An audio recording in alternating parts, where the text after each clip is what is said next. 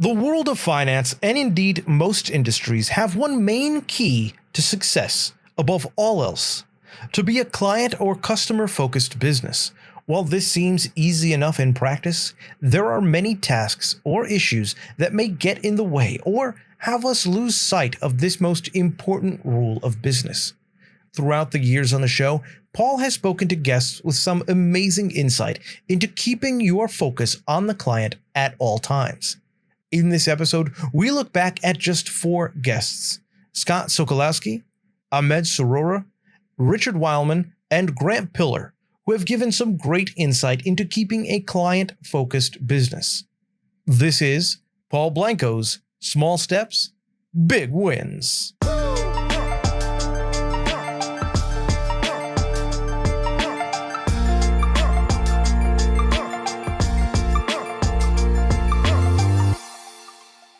Senior Vice President of Barnum Financial Group, Scott Sokolowski. I love helping people, and I had one of my close friends got a job helping people get jobs up in Boston on the technology side. And I said, "What do you do?" And he's like, "I'm a recruiter. I get people jobs." And I'm like, "I want to do that." So at the time, I went through the help wanted ads. I looked for companies that had recruiting jobs, and I just started cold calling them. And I found a firm that had a niche in recruiting financial advisors. What do advisors need, today compared to the future? But actually, forget about compared to the future. What do they need today, and what is important to the advisors out there? Yeah, that's a great question. And I kind of have a saying: if someone tries to tell you how they can help you grow your business without listening to you and understanding what's important to you, because it's different for everybody. The easy answer is support, resources, having a firm that actually cares about you. But it is very specific to that individual or that team of what are they looking for? In general, most advisors, especially when they're new and even when they're experienced, they want support and help on the business development side. Can you help me get in front of more qualified prospects? That's a big one, but it depends on each and every advisor and or team. And it's resources, it's culture, it's support. So there's a lot. And let's talk about that.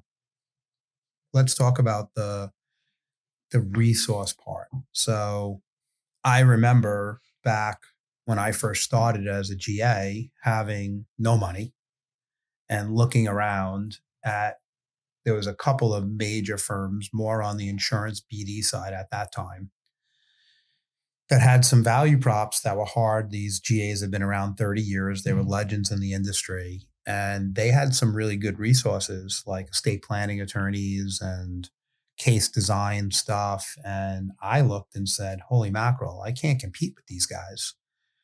What do I do?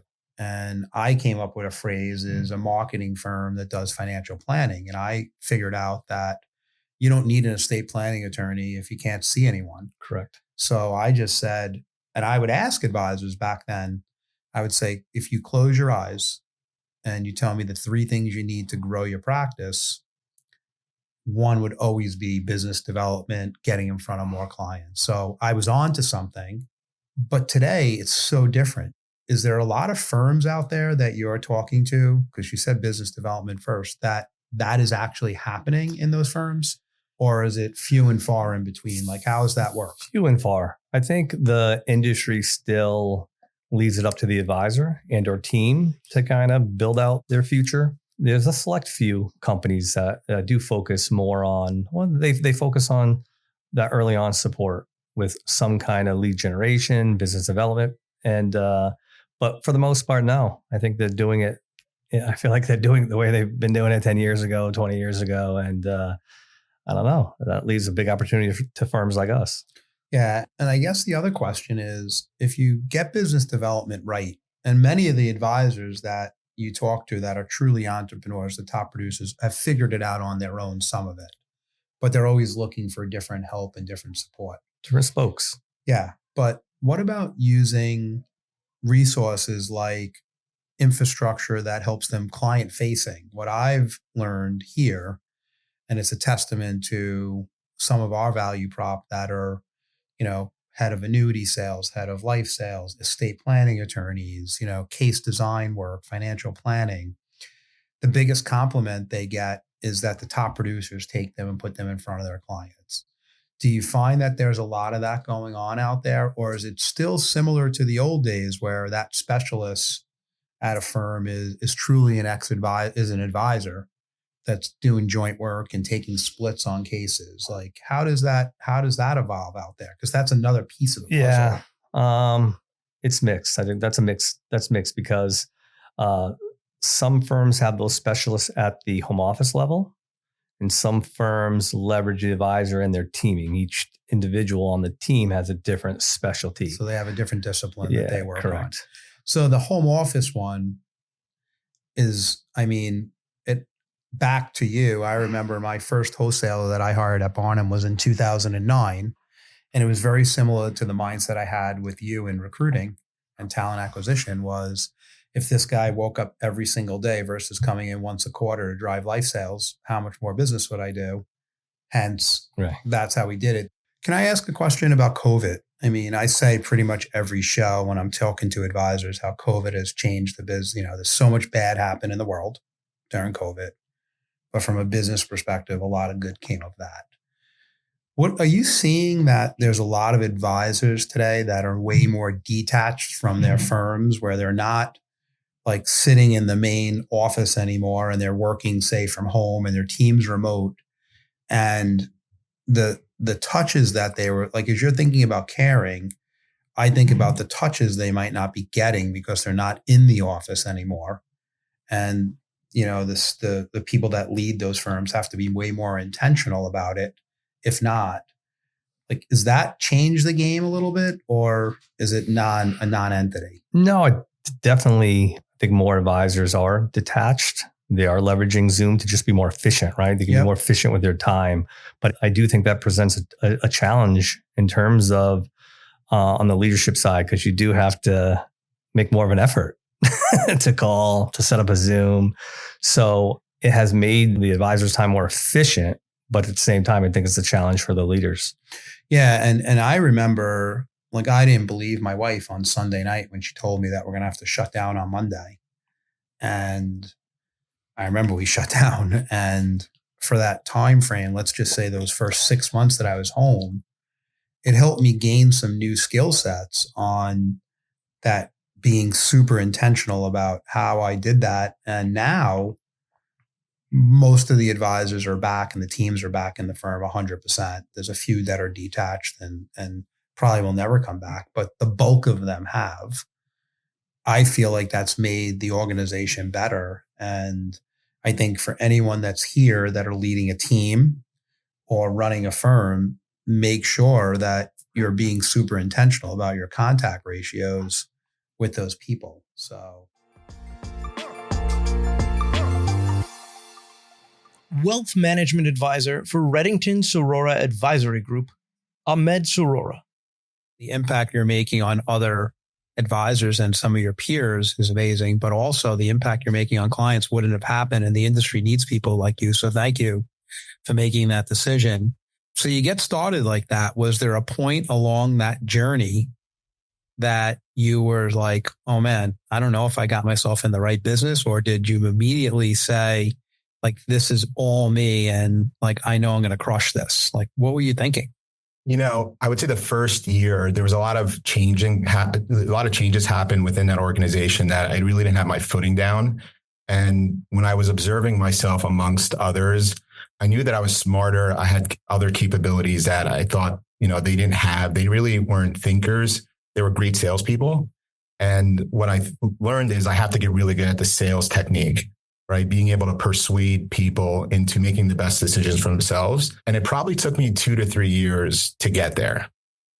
But consciously, I made the decision to, make this the priority, this business, but it wasn't in my subconscious yet. And I needed to have this this desire and this motivation to kind of have it transition into my subconscious. And that eventually happened. And I think the moment that it happened was when I had no other options. When I chose this career as my lifeline.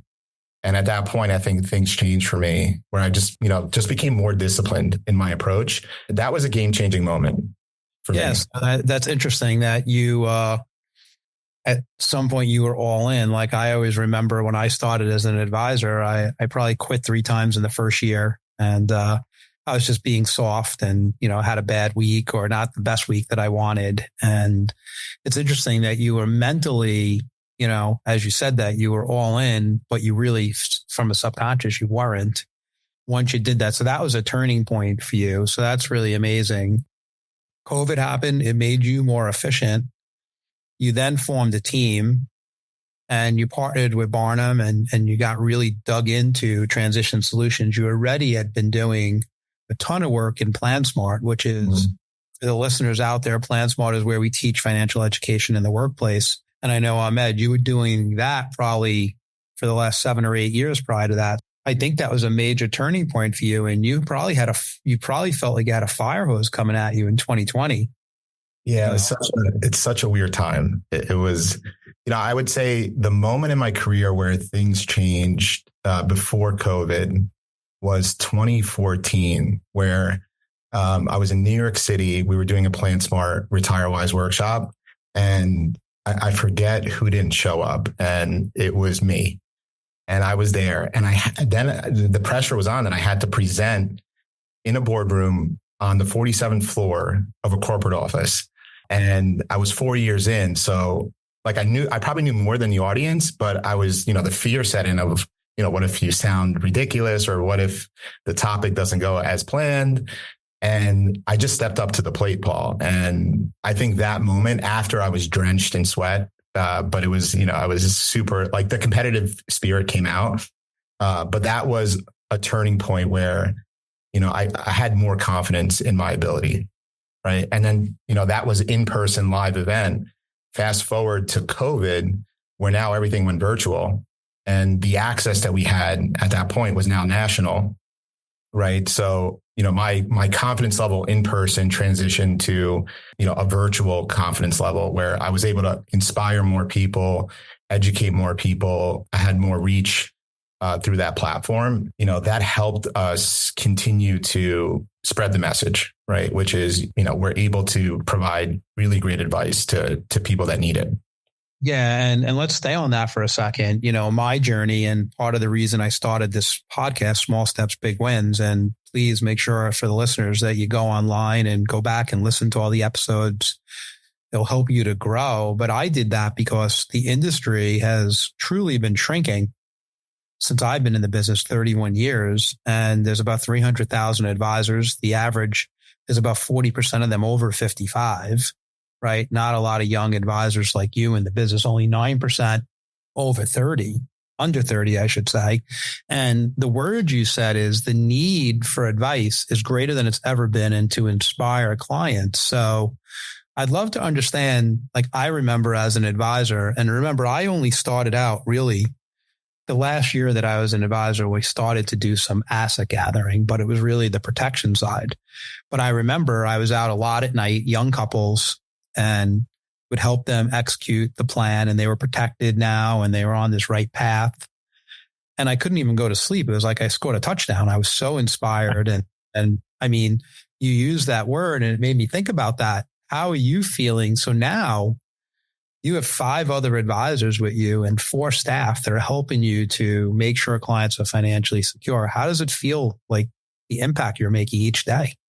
It's super rewarding. The reason that I do what I do, and the reason I can't sleep at night, is really the ultimate desire that I have is to help as many people as I can. And, it at points in time where you don't really connect with people, but you can help them, that takes a toll on me. And I'm trying to create these boundaries where it doesn't. And, I have a lot of coaches, both business coaches and, motivational coaches. And, that's something that I think it's just my design in general. I just really want to have an impact for everyone. And that's why I have a craze on getting knowledge, right? And I think most advisors, again, we talked about it. They spend a lot of their time on asset gathering, where I spend, I try to spend 80% of my time thinking about the market. And the ability for me to be a really great investor personally helps my clients become really great investors. So, I try to spend most of my time there, and the team allows me to continue to spend time there where they're bringing the people in. And based on our process, they're meeting with the right professionals throughout, the cycle, right? So they're meeting with a financial planner to start. That financial planner is assessing where they stand and sort of what their goals are. And then I come in as the wealth manager to give the advice, right? To have impact. And then based on that counsel, those clients or those prospects have a decision to work with us or stay a course, right? Stay the way that they have been. So if we can persuade more people to take action, that allows us to feel really good and they become successful. And ultimately, that helps our business. And, for me, I want to keep clients. I'm 38 now, Paul. I want to keep clients, for the next 40, 50 years, right? If possible. So I understand that I need to build the infrastructure. I need to build the business. And I get more excited about the business, like what we're running here, the operation. I get more excited about that than I do on like the personal production number. That's irrelevant for me. I just feel really good that I know that no matter where I am in the world, that the business is operating at full capacity. Hall of Fame keynote speaker and two-time international best-selling author, Richard Wildman. And I followed Peter Drucker forever, and when I was first early career, and he always said, you have to retire to something, right? And you've done way more than retire. You've written, 3 books since then. And you had a new one just come out, and it's called 100 Proven Ways to Acquire and Keep Clients for Life, the Path to Permanent Business Success. Why don't you talk about the latest and why you wrote it and give us some of the background of it? Okay, great. Thank you for that. When I really began to have a bit of an epiphany, we're a research-based consulting firm, you know that now, and we have coaches and all of that stuff. And we do a lot of work in a lot of different sectors I work with NFL teams now, fast food, restaurants, all different types of real estate, to really help people to elevate their business performance. And that's what really, I guess, motivates me, if you will. But with that said, I began to realize in about 2019 and 20, when we were doing interviews for people about service levels for various companies, we did it for a major bank. Let's find out how they feel about our service. But people never talked about that. They always said, well, let me tell you what my experience is. Let me tell you what my experience is. And I began to realize, wait a minute, service is a minimum expectation now. What people really want is a different experience, and that's somewhat the glue that helps them to feel like they're in the right place and that they have a relationship with this firm or this, we'll say in your case, the advisor.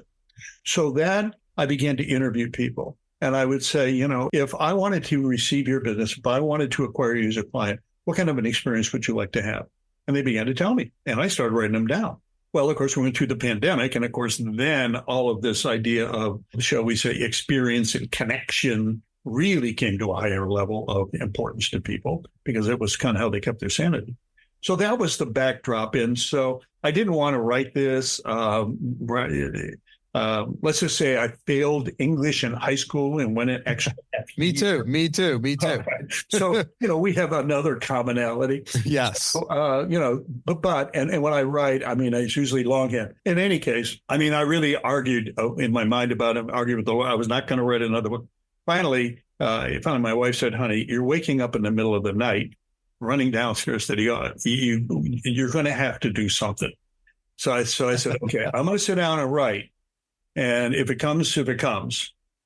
So, Paul, I sat down, I wrote the book, and my last 2 have taken me over 6 months to do. I wrote this in 6 weeks. Wow.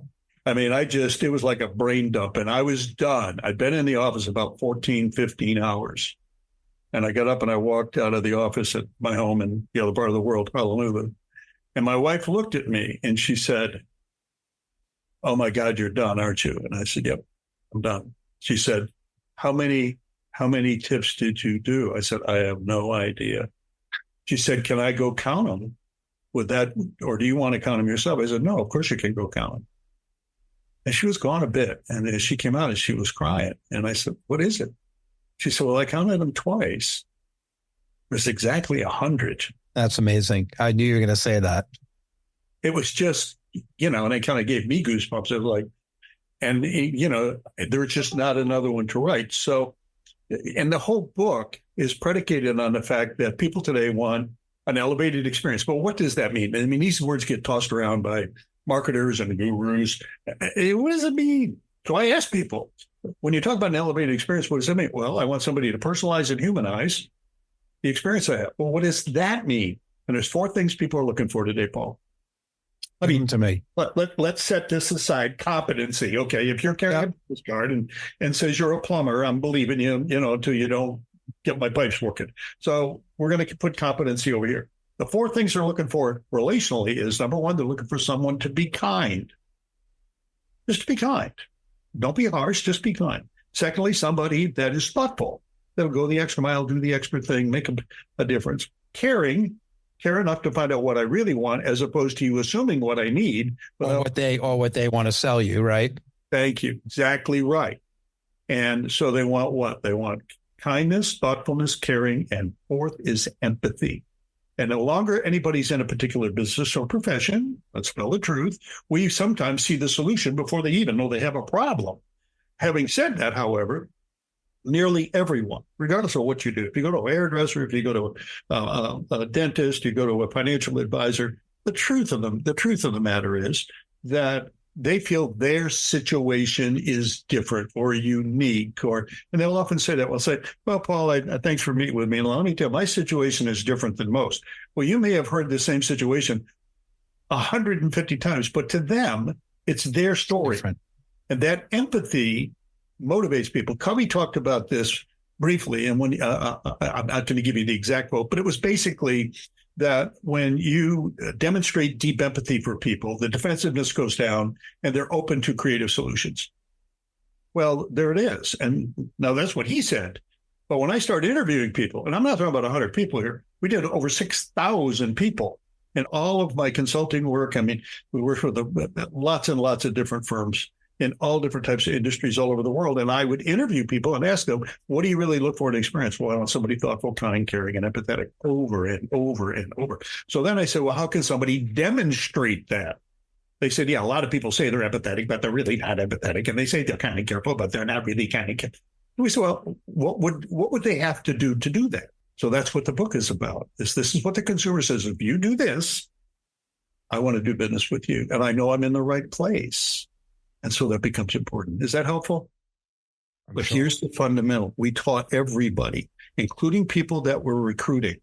And they said, can we train? The exact question you asked, can we train people? I said, yes. There's one thing you can't train. You can't train nice. Hire nice people, hire attitude and effort. We can get them there. But if they're not nice people, yeah, you're done. You can't get there from here because you can train anything, but you can't train nice. So it's a long answer to your question, but I think contextually it helps us to recognize in the recruiting world, let's say that the reality is if you hire people that are nice, they're going to be amenable to that which it is that you want to accomplish. The other thing, it applies to clients too. Too many advisors have, and too many people have customers that are not nice. Ask yourself, is that the business you want to be in with people that aren't nice? I hope that's it's interesting and to hear that. And as you're speaking, I'm thinking about, I love to go out to eat. And I'm thinking of 2 restaurants locally where I live. One of them that I go there and every time we leave, we say, it's amazing. Every single person treats us like we're the most special person we can find. And it blows me away. And now the food's actually really good and the atmosphere is good too. So, but the niceness and the way they treat you is incredible, right? Then I go to this other one that has amazing food and they basically, it's almost like you're doing them a favor to be there. And I go to that only once in a blue moon now because the food's good. So once in a while I'm craving it, I show up. But if the food goes a little down, I probably wouldn't go again. And you're right. It's such table stakes today. And I don't think businesses understand that. You're exactly right. And just a very quick codification of that. You may have heard of Catch. It's in New York. It's yep, sure. Catch Steak, Catch Italian. Yeah, exactly. Well, they just opened in Miami this last weekend. I had the privilege of being there on, what day was it? Sunday. Yeah. All right. Now the GM, Carl came, we had a nice conversation, and I said it's just amazing. They brought that entire culture to the Miami scene. It's going to be amazing. So I just said, so what the experience is remarkable. And he said, well, Richard, here's what we do. Because he knows I wrote this book. He said, let me tell you, because you'll get this. He said, our mantra is, as owners and as GMs, to take care of the staff. And if we take care of the staff, they'll take care of the guest. And then the guest will take care of the bills. Yep. It's simple, but it's so clear. And the work I've done with Ritz-Carlton and Four Seasons around the globe, we have daily rituals, we call them virtual rituals, where you come together. Same thing we do at Freddy's. Today, we're going to smile and greet everybody. Good morning, good afternoon, good evening. Next day, it's a different topic, and the daily manager brings it up. And it's been a game changer. They do the exact same thing at Catch. He said, Richard, when you told me about that a couple of years ago, we started doing that in New York, where the staff would get together and say, okay, tonight we're going to smile. We're going to greet everybody and say, good evening. Hope you're having a lovely evening. The next day we would say something different, but now this is the point, to reinforce that we're there for the people, not just for the profitability of it. Financial planner and owner of Pillar Financial Group, Grant Pillar. When you talk about your service advisor role,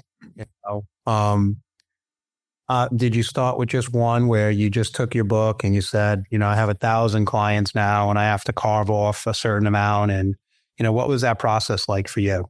It's a really tough process because, number one, a lot of the folks that I'm talking about potentially carving away are the ones that got me to where I was. Yeah. And that's a really hard conversation, but it's a meaningful conversation because you care about that client enough that you want to make sure they're taken care of. And so you need to commit someone else to them because there's just no way it's sustainable for you to see that many appointments and be a good advisor. Sure, you could see that many people, but the reality is you are not doing the job that they hired you for.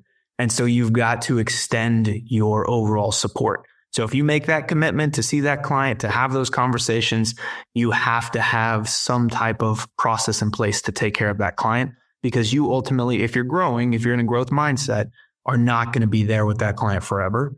And you've got to have the right people that are the right type of mentality. And that's for you to decide, whatever kind of practice you run, that they agree and are following through on that. So that's what the service advisors do for us. We have thousands of households that need to be serviced. And there's just no way that any given day I have that many hours and can be that effective. And so we have to have them make that commitment to those clients. And so we started with one. We've continued to grow it. It's been a very, very beneficial thing for us. The service advisors that we have are CFPs, Certified Financial Planners, and all of them are always constantly challenged with getting more designations. We don't stop there, but the expectation is that we're bringing additional perspectives in, which is a good thing for the client overall. Thank you for listening to Small Steps, Big Wins. Please rate, review, and subscribe on Apple Podcasts, Spotify, or wherever you listen to your podcasts. All opinions expressed by the program participants are solely their current opinions and do not reflect the opinions their respective parent companies or affiliates or the companies with which the program participants are affiliated. Investments or strategies mentioned in this program may not be suitable for you, and you should make your own independent decision regarding them. This material does not take into account your particular investment objectives, financial situation, or needs, and is not intended as recommendations appropriate for you. You should strongly consider seeking advice from your own investment advisor. Securities and investment advisory services offered through qualified registered representatives of MML Investor Services, LLC. Member SIPC, 6 Corporate Drive, Shelton, Connecticut, 06484, telephone number 203-513-6000.